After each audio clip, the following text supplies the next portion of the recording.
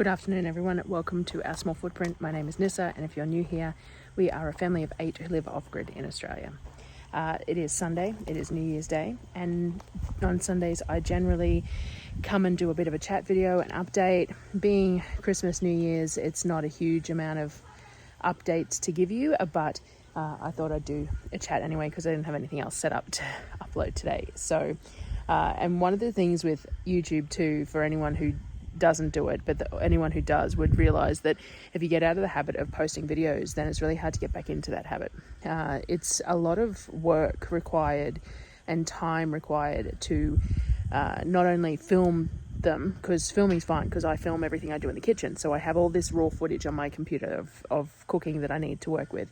It's the time required to piece it all together, voiceover, edit and all that sort of stuff, and I don't do very much of that, to be honest. Like, I don't do a whole lot of editing, and yet it's still time consuming. So I try and stick to a little bit of a routine purposely, not only because it helps with the whole YouTube thing and earning money and stuff, but people get worried if I don't post often enough, and I get people popping up and asking me to make sure I'm okay, which is lovely. But also, if I get out of the habit of it, then I get out of the habit of it and I stop doing it. It's like baking bread. That's what I associate with. I haven't baked sourdough in weeks because I put the sourdough starter in the fridge before I went on my last grocery trip, and then I didn't pull it out when I got back. And so last grocery trip was the 14th of December, so it's been 2.5 weeks ish, and I've only just mixed up a sourdough now. So habit driven very much so, and need to keep those habits. So today is Sunday. Today is a bit of a chat update video. It's a nice easy video for me because I basically don't edit these. You get to hear all my rambling and squirreling and see the abysmal state of my property all without any editing, because that's the nice easy Sunday video. So New Year's Day, New Year's Eve last night, we didn't do anything special. We did cook some beef birria tacos, which were absolutely lovely, and I've got footage of that. I'd been sent a few TikToks with them on there and really wanted to try it, so I got that chuck in the last shopping, the big whole chuck, and decided to use that for some of it. It was amazing. The kids adored it too, and we did another trifle. So that's it. I went to bed before midnight. It's not really that big a issue for me. So that was done. Otherwise, over the week, what have we done? Lots of bits and pieces, lots of just general life. I'm in the garden at the moment, and I'm checking out my asparagus plants because I didn't end up getting a trellis up to hold the ferns up, and so a lot of them have fallen over and broken, and it's a real mess in here. But there's still some new green shoots coming through which I hadn't noticed, and are just going straight to fern because I hadn't noticed, so I hadn't been harvesting. But anyway, I'll turn around so you can have a look what I'm talking about. So this is the asparagus. So the asparagus sprouts up through the middle here. Like, there's a fresh spear there, except it's not very healthy looking because it's been a bit dry. But all of these were spears. So you can cut them off and eat them when they're short, or you let them grow and turn into these ferns. And these ferns then feed back to the crown that's in the ground, and the crown will then grow more next year, except that we have been very neglectful of this bed, and as you can see, some of the roots are exposed. And see, these roots, if they're healthy and under the ground, potentially will grow out and you get more asparagus. But we have definitely neglected our asparagus bed this year, so it is looking very, very untidy, and we definitely need to do something with that. But there's a lot of things that we need to do something about lately, unfortunately. But yes, we definitely need to do something about the asparagus bed so that we have asparagus again next year. I did notice too that we've got this giant thistle weed growing here. Now, it's just a weed. Well, it's a milk thistle. It has purpose, but it's a very spiky weed. But look how beautiful the flowers on it are. They're just amazing. So it's a weed, but it's beautiful, and there's nothing else in the bed here at the moment, so I'm just going to leave it alone. I need gloves to pull it out anyway. I might do a bit more research on what else they can be used for. I managed to grab myself some garden snacks. Beans are always a good garden snack, so these beans are still doing pretty well. There's lots of beans and stuff on them. The few plants that survived. It's so sad looking at the amount of beans that are here and knowing how many more would be here if it was the 3 times the amount of plants that we started with. And the bush beans are starting to get beans on them as well. So we'll see how these go.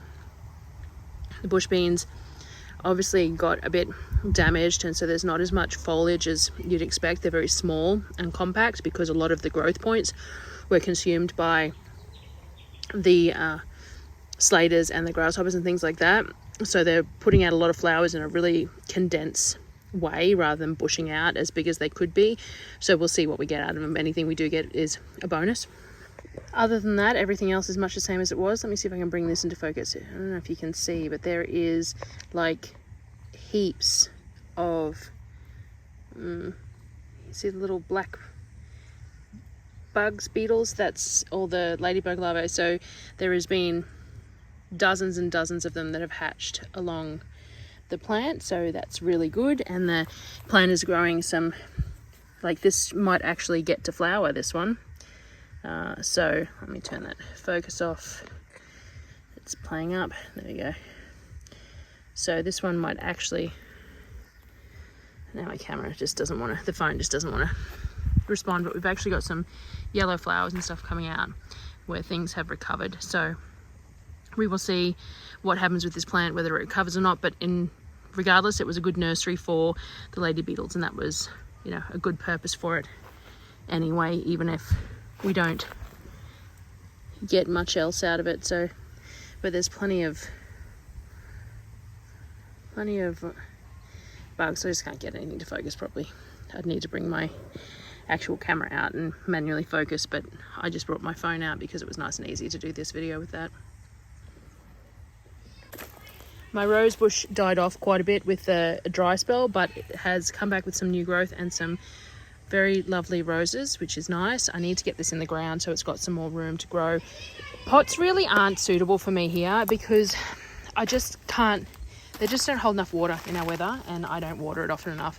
The beetroot's doing okay. It looks sad at the moment. It's 1 o'clock in the afternoon here at the moment, so everything's going to look a little bit droopy. If you look over here, the silver beet looks atrocious, but that's just part and parcel of being the middle of the day. In the morning it looks fantastic. So and the watermelon is just exploding. Oh look, we've got a watermelon over here. See, little baby watermelon. It must have been pollinated. Or maybe we'll see if it continues to grow. I do try and hand pollinate them when I find them, but they're hard to see in this massive plant, and I don't come out here often enough at the moment because there's just not enough that needs doing, and it's kind of depressing. Tomato plants on the other side are doing okay. You know, we'll see what happens with those, but they're the only ones there. We do have some volunteer tomatoes over here that I'm leaving alone because any tomato is a good tomato at this point. But other than that, the garden is just doing what it was doing. There's not much update there at all. The other thing was, we moved the ducks. If you saw my short that I just released, we moved the younger ducks in with the older ducks, which has been going fine, and they're settling in fine. We still don't know the sexes of the newer ducks yet. That will be an ongoing thing. It's a little complicated with Muscovies from everything that I have read. The red in their face is a good sign, feather production's a good sign, and there's a curved or a point to their tail feathers and things like that. But like with most poultry, I think figuring that sort of stuff out really comes with a lot of experience. And whilst we've had ducks and chickens for almost 4 years, we haven't bred them or taken huge amounts of notice in that time. We have just maintained our flocks and things like that. It's only now that we're stepping into trying to diversify the flocks and add more numbers and decide how we're going to use those numbers. Whether we did cull some drakes a few years ago for eating, and duck meat isn't not really our thing. So the ducks are more just for eggs, because those eggs are just fantastic for baking and mayos and things like that. But we have a lot of ducks at the moment. Let me walk around the back and I'll show you. I was just avoiding walking through the kids, but we do have a lot of ducks now, and if the majority of them are female, then probably more than we need. Just stopping and starting between the house because the kids have music going and copyright issues. So yes, we probably have more ducks than we need. I'll show you the duck pen. It will depend on males and females ratio and things like that. There could be 2 of the new ones that look like they might be male and the rest might be female, but it's too hard to tell yet. For me, anyway. Other people might be able to tell, but I can't yet. So we moved all of them into the same place, and we replaced their ponds as well. So let me turn you around. So all the duckies are in here now, all different sizes. They've got the 2 ponds now because there's, I can't get the door closed. 2 ponds now until we get the IBC sorted because there's so many of them. And this here is Whistles, who was on the short with Apollo, and Whistles loves people. But you can see the red coming out on, I think it's her face. She's got a narrower beak, and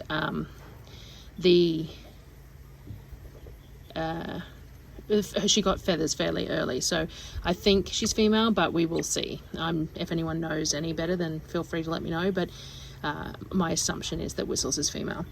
But we've got all the different duckies. This one's another young one here, and then we've got, like, that's our big drake in the middle there. He's the father of all of these, theoretically, because all these ducklings appear to be Muscovies, not runners. But we have plenty of ducks in here now, so we will expand this. We're going to put, so I've got an IBC that's been cut down with the purpose to make a proper pond out of it, and I want to put wooden decking around it so it's a bit like an above ground pool. And then once the that is set up, I'm going to have some reticulation on it so that we can have some greens growing. So the plan is to do like a aquaponics type thing, using their own wastewater from the ponds and stuff to grow them greens. So not for our eating. It's too dangerous to use ducks for your own consumption because ducks carry salmonella and they poop in their water, and it's not a good idea. But the idea is to, sorry, I was just checking on chickens. The idea is that if we reticulate the water from the pond through a clay ball biofilter type system with plants growing in it, then it'll come back to the pond a whole lot cleaner, which means that we don't have to empty the pond and refill it. So theoretically it'll filter itself, but we also grow them greens because the ducks really like greens, but they only like soft greens. So they're not keen on scraps that have any significant substance to them. The beaks just aren't, bills, whatever you want to call them, are just not made for that. Not like the chickens who can just sort of shred anything and everything. The ducks definitely like soft leaves. They love silver beet and kale, but only if you strip it off the stalks, lettuce and all that sort of thing. So if we could grow them some greens, then that would be a good way, I think, of helping to top up their food. It's that time of the year where the flies are horrific. Normally it would have come in earlier, but it's come in later now. We have the netting over the chicken pens because, especially while they're small, they're prey for the birds around here, so they have to be covered. These temporary pens here, the netting's not very firm or anything like that because we just had to rig it up how we did, and this is actually a 10 by 10 meter square of netting, and normally we use the 10 by 4s because then it's just one layer. So we've got a lot bunched up all over the place. But because of that, the flies, let me show you. The flies get caught in this netting and then die. Like those poultry fly, oh, if I show them down there, I wonder if they get into the chicken pen and then the chickens can eat them. Ugh, it's kind of gross.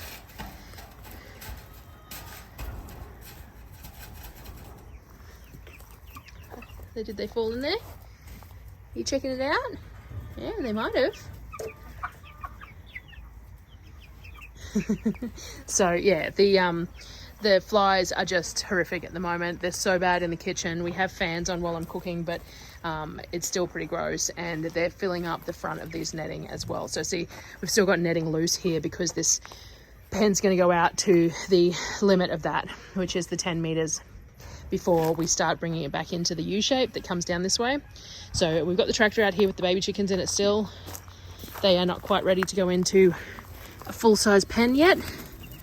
So they are in the tractor, nice and protected and safe. Still just not quite all feathered in, looking like the little tiny dinosaurs that they are. But it's plenty warm enough out here for them at the moment, so they're still in there. So the other thing I was going to show you was that the slackline for the kids. So I showed you in the video of what we were buying them, that we were getting them a slackline to set up between trees. It took a lot of figuring out. With the weight on the top, the height of the top rail has to be quite significant for them to be able to hang off it. And then, but you have to have the bottom rung because otherwise they can't get up to anything. It was a lot of work. Anyway, the kids are adoring it, and we are in the process of trying to figure out buying a couple more shorter slack lines and stuff so that we can do some more swings, because there's a lot of fighting because it's only a single swing and things like that. But also the swing on a ninja line over a slack line isn't working real well because they hit their feet on it. So anyway, let me turn you around and give you a look at it. This is it here. So we've got it between these two trees. That way. So it's a 15-meter slack line. That's less than 15 meters, but it's a 15-meter slack line, and it has all the different things on it. So there's one swing which they all squabble over. There's shoes and sunscreen and all sorts of things out here. Obviously, as I said, they've been having fun. And then it's got things like the ladder, and then we've got a bit of a ninja course which has the hoops and the rings and stuff that they have to go across, and then a cargo net at the back. So they're all loving it. They thoroughly enjoy it. It's just that they would like more swings, which I can understand. So I think what we'll do is we will get some shorter slack lines, because the shorter the slack line is, the less give there is as well. So if it's a shorter one between two trees, like we could potentially do one between these two trees here, a short one there, and put a swing on it. That tree might be an issue, but it's dead, so we can probably take that one down. But it's just a matter of finding thick enough trees close enough together that aren't dead. We've got a fair few dead ones in here that need to be taken down so we can use them for firewood next year. So we might work on clearing some of this space out here. Darryl needs to come in with a whippersnipper as well. All the trees at the moment, see all the bark on the ground? That is from the goannas. So the goannas at the moment are stripping the trees of bark everywhere. You can see them all yellow instead of the brown of the bark. It's because the goannas are going up and down them currently, and they strip the bark. So this one here, you can see all the spider webs everywhere. You can see all the bark is on the bottom, and that's from the goannas going up and down them. So that's what they do. They strip all the bark off these trees. It happens every year. I'd imagine it's not necessarily a bad thing. I'd imagine there's somewhat of a purpose to it, because, you know, circle of existence and all that sort of stuff. But yes, so we've got plenty of trees around. It's just a matter of finding live ones with wide enough trunks. You want them to be at least 1 meter diameter for tension for the straps, and so that you don't damage the trees as well. Though we do put felt underneath the slack lines for that purpose too. So yes, anything else? I want to say thank you. We hit 5,000 subscribers last week, which is just amazing. Never would have imagined that in just over 12 months I would have managed to get 5,000 subscribers, especially considering I really suck at doing any kind of marketing. And that's not what it was all about in the beginning. It was like, yes, I do make money from YouTube. It's not a huge amount, but I do make money, and I do appreciate that money to help us exist, and because it is a lot of work. But I do love sharing too, and I try very hard to share what I'm doing so that I'm not taking excess time out to make videos purposefully, unless it's something specific that I want to share. I don't know if that makes a whole lot of sense, but you know. So grateful, very, very grateful for everyone who's around for that 5,000 subscribers, and looking forward to growing, to create more of a community and things like that. It was suggested to start a Facebook group or a Discord server or something for all of us to join so that we can have a bit more interaction, which I might look into doing. But I really need to get the website going so that I can start putting the recipes up there so people don't have to go scrolling back through videos to find the recipes. So I think that's the next thing on the list. I also need to get a page up. I get a lot of questions about affiliate codes and how when you purchase things from certain places you can I can earn commissions and stuff. So there's things like Amazon. So Amazon Australia, if you click on any of the Amazon links in the bottom of the descriptions, and then you purchase anything within 24 hours of clicking on that link, then the commission goes to me. The US one is a little bit different. I do have a shop front. I just haven't populated it very well. I'll need to do that as well. And then like the things like Kavik and Louvel and stuff like that, or Thermomix and stuff, people ask me all the time. So what I need to do is set up a page so that I can direct everyone to it and you can have a look. And then if you happen to be buying something from one of the people that I can earn a commission from, you can click on the link before doing it. That's the thought anyway. So people have been asking about that. I need to get that sorted. There's a lot of bits and pieces that go into having the channel that isn't just doing the videos, and I'm falling a little bit behind on all of that stuff as the growth has occurred much faster than I expected. So thank you for bearing with me in some of my videos too, that obviously things are very amateur, but that's not necessarily a bad thing. But thanks for bearing with me, and we will continue to improve as we go along so that I can share what I'm doing a little bit more efficiently. A friend of mine has just gifted me an old one of her GoPros. It hasn't arrived yet, but she's posting it to me, and I'm wondering if I can set that up at my kitchen bench a little bit better to take some more footage of the prep work, or perhaps even aim it at me so that when I do have the opportunity to, I can stand at the counter and talk to the camera as well as have my normal camera at the bench, so that I don't have to sit there and try and swap and change whatever between the angles and stuff like that. So we'll see how that goes.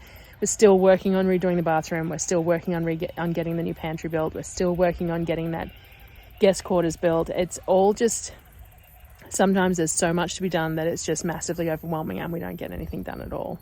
And I hate it, but that is the way life is. So 2023 started today, and we don't do much in the way of like New Year's resolutions or anything like that. But I did do one of those, you click on the little thing where it says, what's your word of the year, which I have done with my planning. Like people pick a word of the year to start with their planners off and stuff. And when I clicked on it, mine was simple, and perhaps I should take that a bit to heart. So we're still sticking progress, not perfection. I have to keep on reminding myself that, but perhaps I should try and keep things as simple as possible as well. If I get too complicated, things fall by the wayside, which is why I do things the way I do, the voiceovers and the food videos and things like that, and everyone seems to enjoy it, so we'll stick to that, and we will try and keep things as simple as possible, but adding a few functionalities as we go. Really want to get the recipes up on the website so people can just go and click on the recipes rather than having to scroll through and find the videos and things like that, and I can direct people there as well. And myself too, sometimes I make something and I make an alteration and I video it, and the alteration's in the video, and then I go to make it the next time, I go, I didn't write a note, and I have to go back through the video to figure it out. So we will get there. Anyway, I have rambled and squirreled as per usual on these Sunday videos as much as I'm going to, because I have no idea how long this is, because I stop and start the video and it's on my phone, so who knows how long this ends up being. And I'm just grateful that anyone has an inclination to want to watch it, to be honest. So I will finish it up here, and I will see you again in the next few days. I have plenty of food footage on my computer that I just haven't pulled together. There is the Christmas cookies, we did dairy-free gingerbread cookies that we then made nice thin icing with, and they painted them, and there's the potato salad, and I've been keeping track for what we eat in a week for that span between Christmas and New Year's, when the food is always a bit odd, and things like that. So I have plenty of stuff to get out. I just have to get it finished. So I will share that over the next week or so, as well as anything new, and I will chat to you all later. Thank you very much for watching. Bye guys.